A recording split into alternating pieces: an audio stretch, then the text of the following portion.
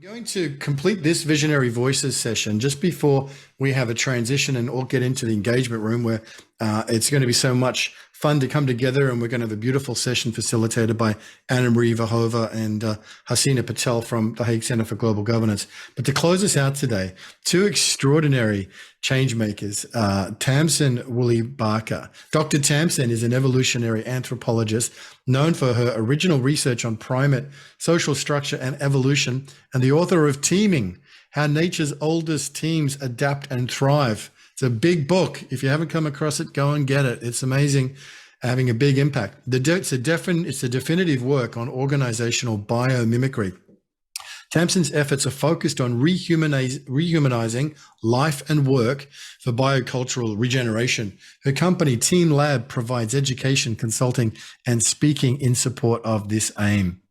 There's a long list of achievements that Tamsin's got. It's great to have you with us, Tamsin, joined by Harry Uvegi, a Columbia University-trained architect by trade. Harry founded his first design film in 1978 and has designed and consulted internationally on high-end residential and commercial projects in his 40 years in the architecture and design field.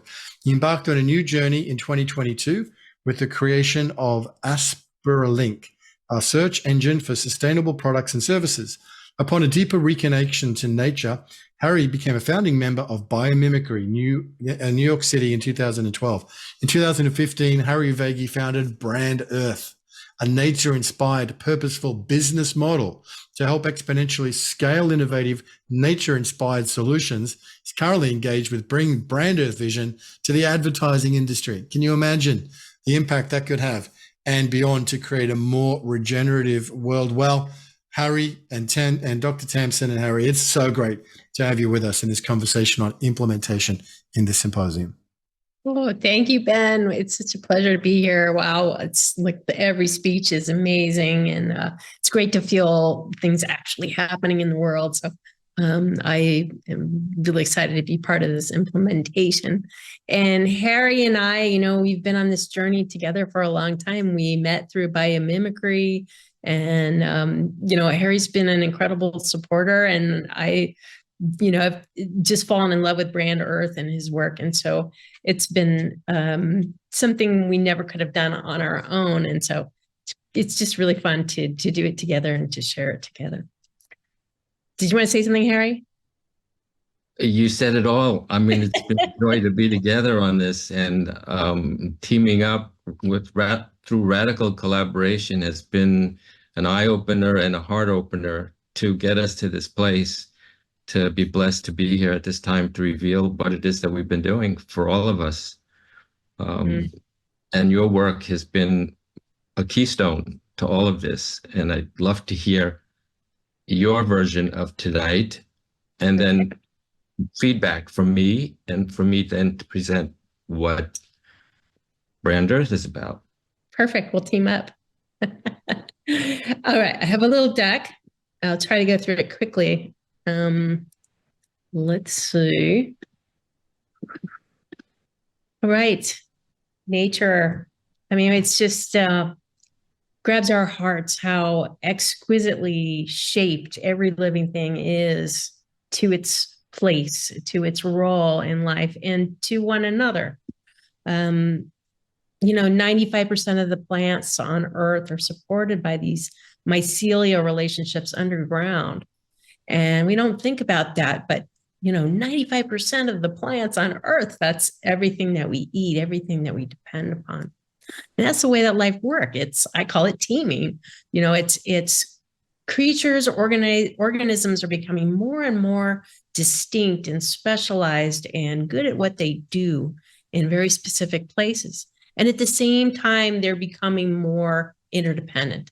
So you see this amazing coral reef, and it's a coral animal and an algae, and they're making this incredibly productive ecosystem together. And that's the way that life works. And yet, creating conditions conducive to life is the foundation of biomimicry, but we're struggling with that. And so, we're animals too. Why can't we do this too? We are animals. Jane is a great influence on me. We're animals just like every other animal. We ought to be able to do this, right? Our ancestors did this. Peoples all over the world had such specialized knowledge for living in place and really emerged from their places with all the knowledge they needed to not only do well there, but to renew and enrich all those flows that they depended on. One of the projects that we've been working on is in Kauai, and it's incredible that they're restoring these ancient fish ponds and the entire Ahupua'a system, the watershed from mountain to sea, and how it feeds the people. And it's, it's really inspiring to the kids. They had a suicide problem a decade ago that's completely disappeared through this work. And the kids are there before the adults. They just can't wait to do the work. And it's something that's really exciting to see. And so you think, well, if we're animals like every other animal, but there's something different about us. There's something different. And as an evolutionary biologist, I think, well, we're not chimpanzees. We just think differently. And part of it is that, we depend on each other fundamentally. We have different roles. We take on different jobs. We help and share each other. 75% of the food that indigenous people catch or eat is caught by someone that's not in their immediate family. That's chimpanzees don't do that. And even mothers, great ape mothers, they do all their own childcare. And we depend upon others for half of it globally. It's quite different. There's something very different about us. And so why is it then that we design our entire world like this? Why are we dealing with competing for grades and competing for salaries when we should be living as a village that we are, designed to do? So I've thought some about that. What is that? And Native Americans talk about Wetiko, this kind of illness of the spirit, this cannibalistic, vampiric energy drain where you're just taking from others and other living things without giving back. And, that's a kind of a chimpanzee type of thing, working through dominance hierarchies and throwing your weight around. And so here we look today and we don't share purpose. We don't share commonalities. We don't have any structures for protecting our commonwealth or for even protecting each other. And so to me, the question for humanity is, how do we live with the forest in a way that enables the forest to keep evolving with us in it? I think that's a profound question that indigenous peoples have known the answer to for, countless generations. Otherwise, we wouldn't be here. So I chose 5 things that I think are essential to making these changes. And I put a lot of thought into it because I've tried to be pragmatic. It's easy to say, we should. But in reality, you've got to make a business case. You've got to hit some tipping point where people say, yes, that's a better choice for me in the short term and in the long run. So I think number 1, just growing living minds, learning to see what we are as animals, learning to see that we're part of the world, learning to see the way that life adapts and those processes of symbiosis and just opening our eyes to that. And the second would be to cultivate these architectures of effectiveness. And this is the work that I began in, is showing how ants and honeybees are creating their own organizations. They don't tell each other what to do. And yet they can do these incredibly complex things. And we're superorganisms as well. We have that capacity within us. So this book is helping leaders design their organizations to elicit that self-organizing capacity that we already have within us. And yet we can't access it because the structures and processes that we live in prevent us. A fantastic example that I think is really exciting what we're doing here is at One World. And it's really, it's something that I haven't seen before, this really kind of radical collaboration of bringing together all kinds of people that share a purpose fundamentally. and working together across boundaries, across traditional boundaries. And I can say for myself, it's been a whole nother world. And that's, John Raymer's been bringing that to us. And I would just ask everyone, go there and sign up. Just, it's free. And it's connects one another and the synergistic teaming up that we can do incredible things that we never knew we could. So I think the 3 is growing trust and mutual protection. We don't have that capacity right now. You think about bonobos. If a male dominates a female bonobo, she calls for her sisters and they prevent that. And that's just naturally what they do. But we could kind of use those kinds of trios and protecting spaces for one another so that our collective intelligence can come forth. You see there's Paul Hawkins, and you see that, with these 15 things that we could be doing about climate change, 2 of them are just purely related to dominance, purely related to the lack of protection for one another. And David Sloan Wilson, he's someone that is within our network and, a very respected evolutionary biologist. And he really summarizes it like this. It's that selfishness beats altruism within groups, but altruistic groups beat selfish groups. And if you think about that, I think it explains the changes that we need to make and the changes that the realities that we're facing. Is that selfishness beats altruism when we're alone. And it's by teaming up we can break through that. So our radical collaboration allows us to break through that. Shared purpose. Pro-social, that's some of the really important work that's going on. And these bounded resources and ways of growing commons together. It's very exciting. Bonobos, I love them. The 4th thing I think is connecting deeply to place. In the course of history, in the last 400, 500 years, most of us have been severed from the places our ancestors lived and the knowledge they had for growing wealth in place. And so how are we going to heal and restore abundance and those natural flows and patterns that we depend on when we're severed from place and story and source? So I think that's something that we can do that just elicits that shared love and the shared future. So the work I'm doing there is trying to create this course that's actually for business people, tourism industry, hospitality, real estate, and impact investors. People are looking at this and going, how can we actually put our money into this and our effort into this in a way that makes these changes? And the big one is, where's the money? And I think that Harry has the answers for us. Take it away, Harry. Let me get my wallet out for a second. Thank you, Tamsin. It's been a joyous ride. And the whole notion of what we're speaking about, I came from the architectural world and recognized that 40% of the greenhouse gases comes from this industry of architecture, engineering, and construction, and recognized that that's not appropriate at the time. And I took a pause after the first 25 years to just figure out what the next one was, and what came through was brand Earth. I was so inundated with choosing brands to fulfill a specific outcome within the context of a challenge. And so I said, well, there's got to be another way, another view of brand. And it came through as be respectful, accessing nature's diversity.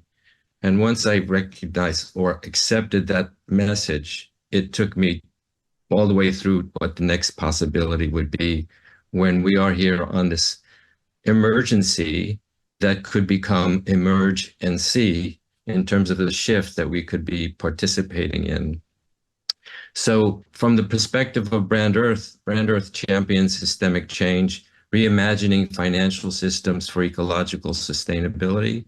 And the mission that we're in merges economic practices with environmental stewardship, funding global regeneration efforts. And we've had, in fact, one of the images that you had on the pond, Brand Earth, invested in that venue as well. And we're leveraging a history of successful innovative projects, including the idea of EarthPass and NWeb, Nature's Whole Earth Bank.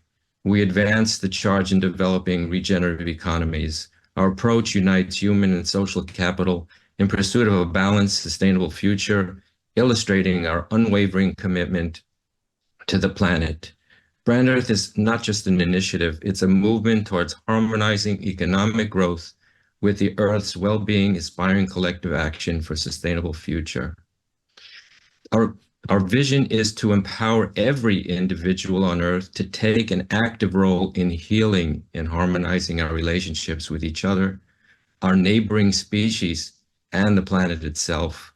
Brand Earth is dedicated to nurturing a global community where each person contributes to the restoration and reconciliation of our shared environment. This initiative aligns with our mission to enhance the planet's health and well-being, fostering collective action that shapes a regenerative and unified future for all. And the framework of this whole notion of Brand Earth also focused on the notion of we have publicly available to recognize that we have stock markets, we have banking systems, we have billionaires, we have enormous amount of money floating around the planet, but never having access enough to gain for what we need at this particular point. And when you add up all the monies and all the industries and all of the caliber of money that's available, on an annual basis, ecosystem functions have a net value to the services that nature offers humanity is worth 125 trillion a year. We are behind our rent for these centuries, and we have the opportunity now to radically creative, courageous options that aren't visible yet because we're still in a wetiko of current economic structures. And we keep resolving the fact and keep bringing forward the notions of current economic structures to kind of work towards restoring and restoration for the planet. That's a major challenge. Everywhere I go, there's always a challenge for those particular people who want to go through the shift and make a change in their farm, in their neighborhood, in their city, in their region. So the nature of place takes on a whole new view of what we have capacity to respond to. The nature of my place is right here on Manhattan Island. I'm on this location in this part of the Manhattan Island for 50 years. This has become my nature of place. And what I've learned is that Manhattan, original term for it, name was Mannahatta, which was the Lenape tribe, lived here. And this island was a flourishing forest. And now it's become a concrete jungle here in 2024. How do we embrace the shift that this island to engage with the possibility of a reconciliation, given that most of the forest that was here are gone, the species that are gone, the streams and the marshes that are gone?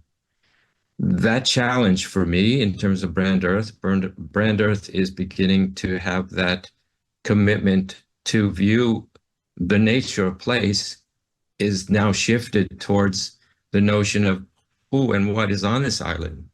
And I recognize that there's north, south, east, and west. My four corners of this island relate to the beginnings, the southern tip of Manhattan. In 1626, the Dutch company came to this island and began to build its first city, Amsterdam, New Amsterdam. And they had an engagement with the Lenape on this island, and they started to trade and have a relationship with each other. At one moment in time, there was a request and an idea of how the Dutch could now have a relationship with Lenape through trade. On the northern tip of this island, there was a moment in which Lenape met with the governor, Peter Minuit, and there was a moment of interaction. The Dutch came with the trinkets, but those trinkets were a source of a perception of beginning to buy the land from the Lenape. And the Lenape have gifts in return, but they're giving the gifts out of sharing and recognize that there's a relationship that could happen. That was the blink of the century going forward that created the separation between ownership and sharing. And that took place on the northern tip of this island. On the eastern tip of the middle of the island, there exists the United Nations, the UN, who has an amplification voice that is global and has an environmental program that goes through every continent. A few blocks west, there's a group called the Ad World that lives on Madison Avenue. Madison Avenue is the Ad World with its basic premise of it being ground zero for behavioral economics. And I'm thinking, where's behavioral ecologics at this point?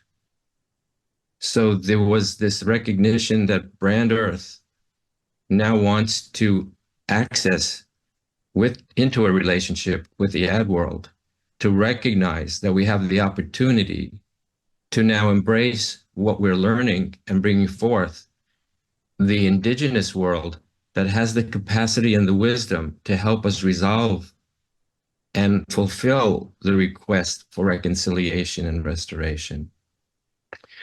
The Western civilization still functions on advertising, and advertising has been possibly the strongest element in the mess that we're in right now. It has beautiful benefits that we still enjoy, but at the same time, we need to be radical about the shift that has to happen. And on the west side of Manhattan, that's where I live. And so my commitment here through Brand Earth is to help this nature place perhaps transform itself to recognize that we don't need parks that we could walk to and be part of, but to actually shift the perspective of all of us living in the park, that the entire island could restore itself, not necessarily by eliminating all the buildings, but by having every rooftop replace what was once on the ground, now lives at the top of the building. So we have a whole island that's flourishing according to its almost original design, but then changes the weather patterns that were existing, that happen now. We have the opportunity to now engage with more of a restorative venue that allows this island to breathe according to its original design. But the next layer of this formula for Brand Earth is that on the southern tip of Manhattan is Wall Street. Wall Street was the actual boundary between New Amsterdam and the Lenape. So they created a wall, which today is Wall Street. And what's on Wall Street? The financial center of the world. So we have on this particular island the ability to transform our finances, our use of our buying capacity, our product shifts, and have that capacity to then enhance what the UN is doing within this context globally. The biggest traffic jam there is there's not enough money anywhere to satisfy what we need to do planetarily. It's wonderful when there's an image that just showed up a week ago of a tree, and the tree has two numbers associated with it, 7 trillion on one side of the tree, 200 billion on the other side of the tree. It turns out that 7 trillion a year goes into everything that we've been living in. Only 200 billion is now available for the shift that we're looking for. That needs to turn around, where we need 7 trillion to go back into the land. Brand Earth's structure is based on the principle of finding those dollar volumes that, when brought into nature's whole earth bank, the premise here and the commitment is that 99% of that dollar volume goes directly back into the land. And the 1% will be functioning based on the Resource Stewardship Council of Brand Earth. That dollar volume is still an incremental token to what is actually needed. And we are committed to analyzing and bringing together and collaborating with anyone else on the planet that wants to participate in enhancing this, because it's our time. And the premise here is that through the radical collaboration and the understanding and the wisdom of what Tamsin has presented, Tamsin also has the experience of having consulted with global canopy of corporations on the planet, where they have made changes based on her consultancy. So there's a portion of the Stewardship Council that's actually a consultancy as well. So we have the mechanism to do this, and we are embracing and welcoming opportunities for people to participate with us so that we can get to that place, and that we have the opportunity for inviting everybody on the planet to participate in how they will look at what they're purchasing and how sellers are what they're selling, that we would have the ability to take some little piece of a half a cent from each of those possibilities. That engages with everybody participating at any given moment. It's a breath of fresh air that allows people to release that pressure of what they're up against when there's no conversation about there is this opportunity. Collectively here today, we saw and heard from all the people that spoke the opportunities that exist for the change that we seek. We just need to amplify and participate collaboratively. Mm-hmm. Thank you. So much, Harry. Ben, do you mind if I just run down real quick what people can do? Absolutely. Let's do it. All right. So what can you do? Well, I think myself that, we all need to step up. And so can we declare our purpose? Can we get really clear on our personal purpose and what we can do specifically in this realm? So I've been working with that with John Raymer and in the One World community to help people develop their purpose and get really clear on that. I think that's important. And it's something that we can do individually. It's something we can do within our organizations and larger teams. So I'm really encouraging everyone to do this and work on your purpose, get really clear on it. And the beautiful thing about this is that it allows us to team up, is that now we can identify, I know what your purpose is. I know what your values are. I know why you're doing it. And so that we can work together. Well, One World, I can't say enough good about this. This is just the perfect way to weave together our purposes. And that's happening right now. And then last, I just say, get some dirt time, get outside, open your eyes, really, and enjoy it. And this is actually Borrego Institute, where we have created the Borrego Institute for Living Design, which is, I just feel that leaders need to experience it viscerally, and youth and future leaders, they have to experience it with their own hands and their own experience. So this is a place that, was inhabited for 10,000 years. The Kumeyaay and the Kauai and the Kupa people still live in this area, and their Morteros and their Manos and all their trails and all that are still here. And so we are creating a field school where the Kumeyaay will come and actually teach how to manage land in the traditional ways. And, we need it. And this is San Diego County. We have fire regimes. We have all kinds of things, erosion. They have the knowledge for doing that. And that's true everywhere we go. So I'm hoping that people can come and start to learn this kind of thing. And I call it living design, and really get their mind around a really radical shift in the way that we live. So we can walk each other home. Those are my websites. So if you're interested in those things, you can go to those. And gosh, Harry, so inspiring. Thank you so much. Thank you. Amazing, Tamsin and Harry. Wow, incredible stuff from teamlab.com and Brand Earth. Just beautiful to see all of that. And I love the engagement in One World. one of the impact networks that's really so important in what's happening here in this symposium, and a key place to continue to experiment this radical collaboration by teaming up.